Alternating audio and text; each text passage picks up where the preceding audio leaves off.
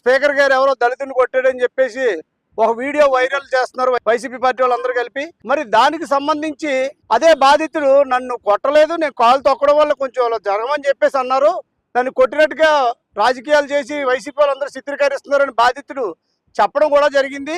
YCP వాళ్ళందరూ కలిపి ఇలా వైరల్ చేస్తారో అర్థం కావట్లేదు. గత ఎమ్మెల్యే పెట్ల ఉమాశంకర్ గణేష్ గారు దళితుల కోసం మాట్లాడే అర్హత మీకు లేదు గణేష్ గారు. ఎందుకంటే ఆనాడు దళిత డాక్టర్ సుధాకర్ గారు సావుకి ప్రత్యక్ష కారకులు మీరే. కావేరిబాయి గారు చెప్పారు స్లోపాజిన్ ఇంజక్షన్ ఇచ్చి చంపించేయారు గణేష్ అలాగని. కానీ మరి ఆ విషయానికి మీరు క్షమాపణ చెప్పలేదు, తప్పు అయిపోయిందని మీరు ఎందుకు దాని మీద ఖండన ఎందుకు ఇవ్వలేదు? మరి ఈనాడు దళిత కుటుంబానికి కూటమి ప్రభుత్వం వచ్చిన తర్వాత స్పీకర్ గారి సారథ్యంలో స్పీకర్ గారి కృషితో డాక్టర్ సుధాకర్ గారి కుటుంబానికి ₹1 కోటి ఇవ్వడం జరిగింది. అదే కుటుంబంలో మళ్ళీ ఒక ఉద్యోగం ఇవ్వడం జరిగింది.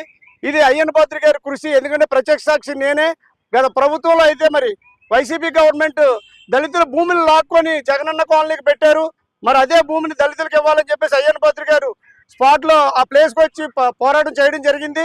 దళితుల భూములు లాక్కొని సచివాలయాలు కట్టడం జరిగింది.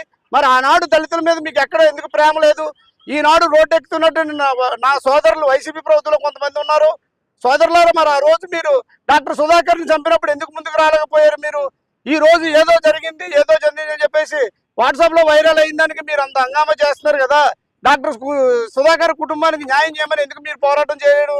దానికి ముందుకు రాలేదు. గణేష్ గారికి నేను ఒకటే చెప్తున్నాను, దళితులతో మీరు రాజకీయం చేయొద్దు, దళితులను అడ్డం పెట్టుకొని రాజకీయం చేయొద్దు. మీకు ఏమైనా చేతనైతే మీ రాజకీయాలు మీరు చేసుకోండి. దళితులకు మేము ఇది చేసామని చెప్పి గంటాపదంగా మాట్లాడేప్పుడు మీరు రాజకీయాలు చేయడానికి దళితులు వాడుకోండి. అంతే తప్ప కానీ మీరు దళితుల మీద లేనిపోని అన్ని పెట్టి మా పరువులు తీయొద్దు. ఆ దెబ్బతిన్నాడని చెప్పే విధంగా ఆ మనిషి కూడా మా దళిత కుటుంబానికి సంబంధించినోడే, అతను పరువు తీస్తున్నారు మీరు అందరూ కలిపి. ఈనాడు దళిత సోదరులు అందరూ ఎక్కడెక్కడో స్టేట్మెంట్లు ఇస్తున్నారు, దళితులకు అన్యాయం చేస్తారు స్పీకర్ గారు అలాగని. ఏ దళితుడన్నా మీ దగ్గరికి వచ్చి నాకు ఇలాగ అన్యాయం జరిగిందని చెప్పి కంప్లైంట్ ఇచ్చాడా? ఏ పోలీస్ స్టేషన్లో ఉన్నానా? న్యాయం చేయమని అడిగాడా? అడగని దానికి ఎందుకు మీరు అలా పరువు తీస్తారు? కాబట్టి ఎక్కడితో మీరు ఆపండి.